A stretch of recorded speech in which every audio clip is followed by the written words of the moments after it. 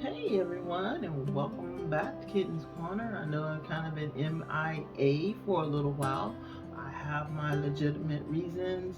Yeah, so we're gonna get into it, but before we get into the reasons, because this is definitely a business video, guys.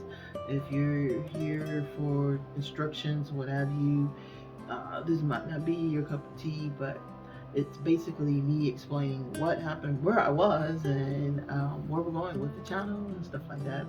So it's a lot to cover, a little bit of time, because I like to keep my videos in a reasonable amount of time.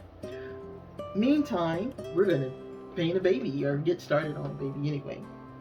But I'm trying something different this time because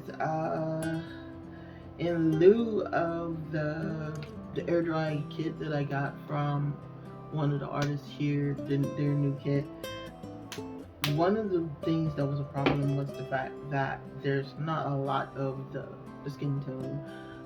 In fact, that to me is my problem. It's a big problem because any doll that you paint, that's the color you're gonna use the most.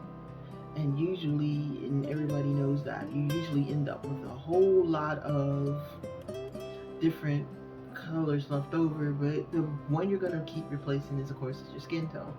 So her skin tone is such a small amount that you definitely are gonna end up replacing it sort of semi quickly. But to replace it, she does not have them individually. So to replace your skin tone, you're forced to buy a whole another kit of paint, and the value goes down because that's a lot. So I'm gonna try something, and I'm trying it on a doll that I'm not intentionally going to be selling. I just want to test out some things with the doll, and I'm really not test out some things with the doll. Let me correct that. I want to see if what I'm thinking will work. And if it doesn't, then we use some acetone, strip her down, and use what we usually use to make our dolls happen. But I have acrylic paint. Was the paint I actually started off with. Not exactly this brand, but I did start off with acrylic paint. And I'm using the same method that one of the artists on YouTube taught, which was In Love with Reborns. She was actually using her wife's method of mixing skin tones for ethnic babies. So I'm using that formula, and to be honest, it's kind of an eyeball thing because I'm not exactly sure if she actually gave exact measurements. And usually you're gonna do what you feel is best anyway. So we are using for our test burnt auburn and sunlight yellow. Now they used a darker yellow for theirs, but the kit that I bought, actually using paint that I bought for something totally different.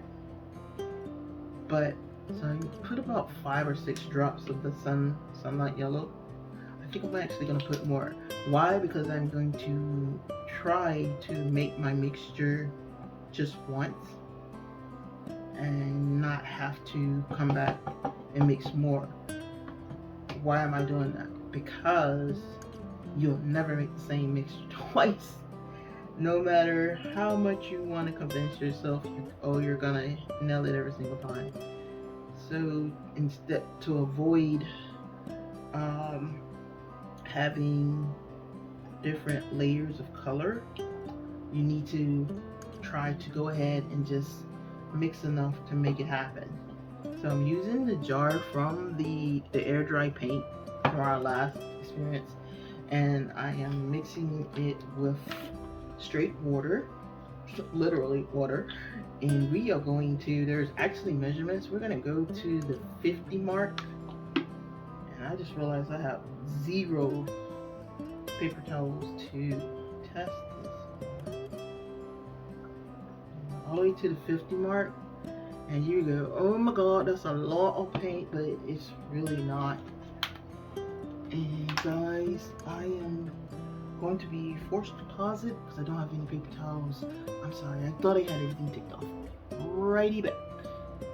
Alright, I'm back with paper towels. I'm just totally practice, and then I'm realizing, duh, you got the doggy pads for this, and I do have doggy pads, but I am not going to stop the video again to get the doggy pad. So we're going to use the paper towels, and what we're going to do is we're going to stir it, and as you can see, it's going from that yellow tint that it started off with, because I believe the yellow is the first one that got diluted, and you're gonna make a beautiful brown tint. And depending on how dark you want your little one to be, you will stretch the color out a little bit more. But for our purposes, this is actually perfect. It's a nice color, so thank them for that. So, and to you do your tester, always on your paper towel, not on your doll. You swab it. And for me, now, this is where swabbing is going to be your friend. It is a nice, kind of a tan brown, but we're aiming for a darker baby. So we're going to put a little bit more of the the burnt auburn. But we're umber. I'm sorry, I've probably been saying umber. No, it's umber. Burnt umber in our mix. So a couple more drops. And we're going to stir again. This also, guys, is a great way if you are into painting on canvas to make your color for your people, if you do people. I suck at it really bad because it's supposed to be like a flowing method and so on and so forth, and yeah, that ain't happening when I'm painting. So yeah, this is way better. Nice chocolate color. Let me show you. Nice little chocolate color. And of course it's gonna look weird on the doll, but yeah, let's see if you can see the difference. Oh, it's way darker, a little darker. And of course you can play around with it and get it to the shade that you want, because with any doll that you paint, it's going to be your creation, whether you're painting it for money or whether you're painting it for your personal self. Whether you're painting it to add to your collection or whether you're painting it to attempt to sell, it's your personal thing. Now also, if you do air dry and you are going to attempt to sell it, make sure that you're letting your people know that, hey, this is air dry, it's not heat set, because people are assuming that it's heat set because that's the norm. And it's okay to use air dry because artists do use air dry, but it's important, guys, truth in advertisement, that you let your people know, hey, I painted this with air dry, and so it's not heat set, because it may change people's mind, but it may not. Alright guys, so now that we're going to get started with the painting, and my instruction, my teacher mode is off. It'll come back up. Okay, so first of all, we're going to paint a crawler from Bountiful Baby. This is the Amelia kit. My curiosity is, can I achieve this? This would be my third crawler, and I was torn between getting the Amelia kit, and just as I went on ahead and bought her and got her eyes, her body, and everything, they put the freaking Kenzie kit on sale. The Kenzie kit is the one that I have done twice now. Actually, yeah, I've done twice. I painted the first one like several times, but Kenzie, the first Kenzie kit is the one that the second kit I painted and sewed. So this is round 3 with a crawler, but it's kind of fitting because this will be the same kind of type of paint that I used on the first one, and I turned around and did air dry and back to, I turned around and did heat set, now back to air dry. Okay, so guys, this is, like I said, a business meeting. We're catching up on some things. We are trying to move the paper so the little mini air conditioning thing will go. I know I went MIA, and the reason I went MIA is because I had that little procedure done, and I ended up figuring out that I was struggling to still walk and stuff like that, and I hit a stage of really being sad about it and being get frustrated, and that happens. You get frustrated. I am totally digging on this color, guys. I know I'm interrupting, but I'm digging on the trueness of this color, I should say. And if you don't know, but you should know that if you use air dry paint, you need to make sure that you're on top of your dabs as far as not letting it sit in and dry, because it will dry really blotchy and it will dry kind of the way you kind of painted it on. And usually it drying the way you paint it on would be a good thing, but because we're trying to accomplish thin layers of color, it drying blotchy like that is going to be to your disadvantage. So I just wanted to stop and say that. And of course, make sure you're cleaning in between coats, are taking advantage of the paint that's there and spreading out where it looks like there's no paint. But anyway, back to what's going on. I did have the procedures, and I thought in my happy little brain that having the procedure was going to be awesome, and I was going to end up jumping up out of the bed and not being in any pain at all. I was wrong. I ended up in an excruciating amount of pain, to the point of not in the pain of like when I was just laying there, but when I stood up, I realized that I was still hurting. Now, also, I got extremely sick after the second procedure, to the point of I was in bed with 103 temperature, struggling to survive mentally, struggling to survive physically, and it affected me mentally to the point where I was like just gonna stay in bed and hope that it went away, kind of thing. And it didn't, guys. It did not go away. I stayed hurting. I stayed in pain. I could not shake it. I was taking my fever medicine because, as my mom said, with COVID still trying to do its thing, it would be safer to fight a fever at home than to try to go to the hospital with all the other ill people and try to get them to get me some help. So I sat in my room and just tried to deal with it, and it was really hard for me. I really did not think that it was going to be that hard. But once my fever broke, I was like, yay, I don't have a fever anymore. This is awesome. So I started what I thought was part 2. I was going to start walking and everything, and I was going to be fine. Because when I was laying there, the pain, all the swelling and stuff went down, of course. And so there was no pain anymore. So when I tried to walk, my first outing or what have you, my back began to hurt more and more and more and more and more. It began to hurt so bad that I began my regular, I need to find somewhere to sit down phase. Like, I need to sit down, I gotta sit down right now, I gotta sit down. I felt bad because I was with my daughter and I couldn't enjoy my trip because I was in an insurmountable amount of pain.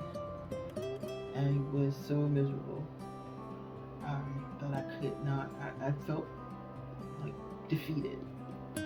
And it made me hit a real low in my life that I hadn't realized that was coming.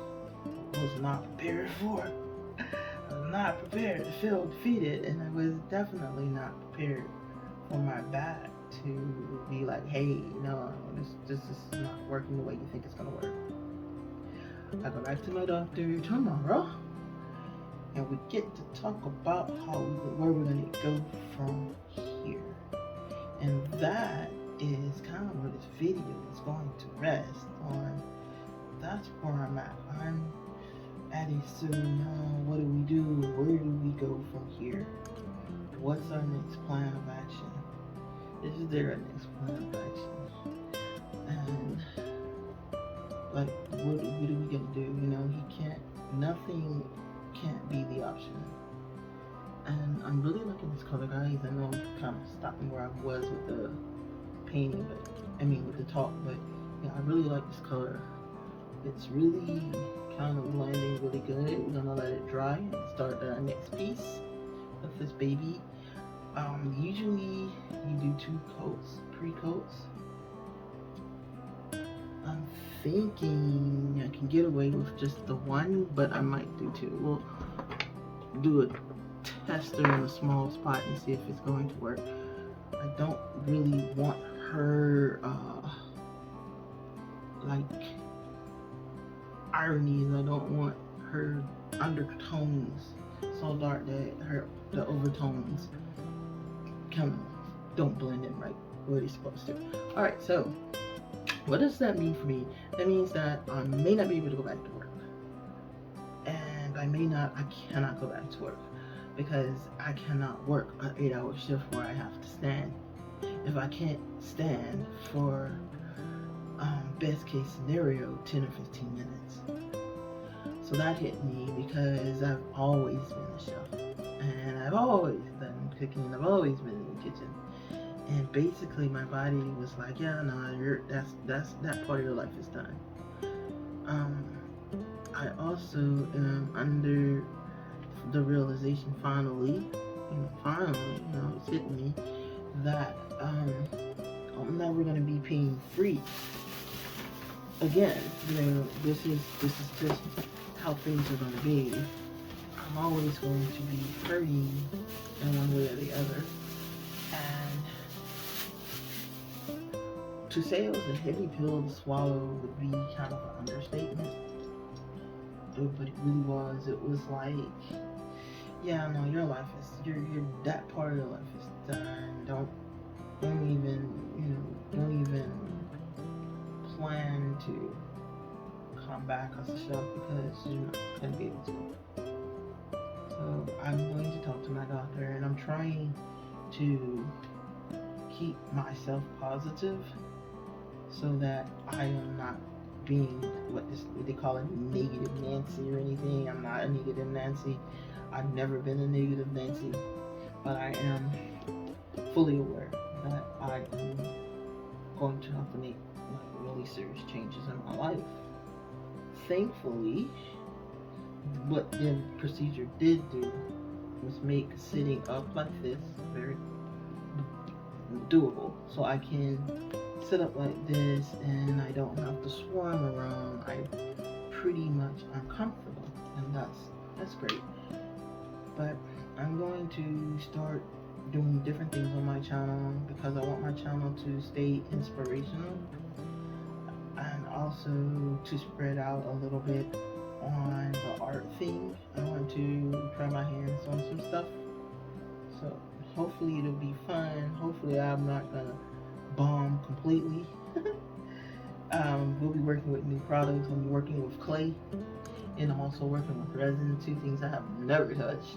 Well, I did touch the resin, I take that back. I failed that, but I failed the resin. I didn't really kind of go into that video, but like second part of that video wasn't shown because, oh my god, I thought it was gonna, like, the house was gonna spontaneously combust because nobody told me resin gets hot, and apparently the way I did it, I screwed it up really bad. But I will eventually one day maybe show you that video. I did videotape it. I have not deleted it. I mean, it is kind of like my private shame of how bad that video, how bad I did and what all I did wrong. I didn't show the steam coming up from the project, but yeah, when you see the video, you'll know why steam came from the project. And yeah, I'm gonna probably have to do a video about that video to explain everything that kind of happened. But long and short, I do want to do other things. I do want to have fun. I do want this to be a pastime, but I also want to do inspirational things, maybe inspirational artworks and art things My goal is to have the channel where I can still do the reborning, but it's not going to be an every video thing. But I will, when I post videos, put it in the description. This is the video you're gonna watch, because I know everybody's not into reborning and everybody's not into like other arts and stuff, and not everybody wants to be inspired or what have you and hear an inspirational speech or what have you. So yeah, I would definitely kind of section it off, because I understand that, whoa, I almost dropped her. Not everybody wants to see all that, and that's fine. You have a right not to.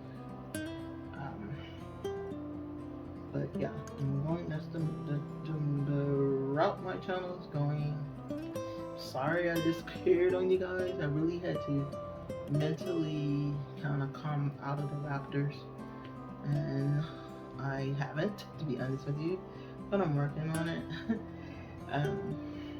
Yeah, hopefully I'll have an update. Hopefully I will get back to at least getting one video out a week. The art that I'm telling you about is coming in Kit Farm from an artist on here. It's her kit. I patronized her for a couple of reasons.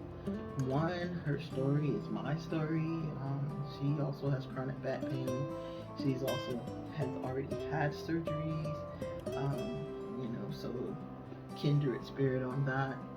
She's also person, like, this is how she kind of makes her living. So I felt the need, if I'm gonna patronize artists and stuff, she needs to be one of the ones that I do, because that grind is hard, and if she's taking the time to make it something, she's not like, give me money, support my channel, hit the like button, hit the subscribe button, because if you get enough subscribers I can get money. She's not going that route. She's going, hey, look, I created something and I'm hoping you can use it, and I'm hoping that you're gonna have fun with it, and I'm so excited to actually use it, because I think it's gonna be a blast.